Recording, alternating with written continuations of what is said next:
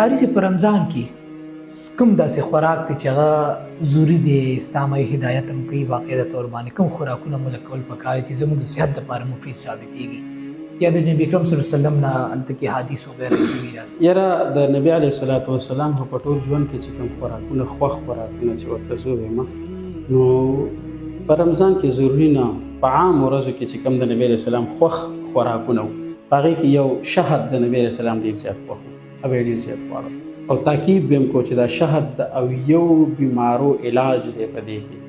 چې انسان کې 70 بیماری موجود دي یو شهد استعمالي الله پاک به د نه دا بیماریانې ختموي او دا به د هغې علاج وي. دویم نمبر به دا دود چې کوم دي موږ ورته پی وایو څوک ورته شوده وایي څوک ورته څه وایي دا چې کوم دی نو د نبي علیه السلام ډېر زیات خوښ و په دې کې هم چې کوم دی نو شفا موجود ده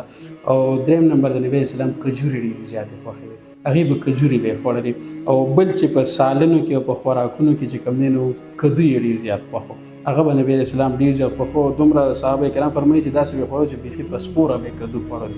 هغه به ډېر زیات خوښ و او بل چې کوم دی نو د نبي علیه صلات وسلام دا سورید ورته وایي موږ ورته په پښتو کې چوري وایو چې سړی دا ښوروا جوړه کړي او په هغې کې روټۍ ماته کړي که نه نو دا به د نبي علیه السلام ډېر زیات خوښ و او نور د صحت دپاره چې کوم دی نو څومره ښه خوراک یا هغومره انسان ته پته لګي چې دا زما صحت دپاره روغ دی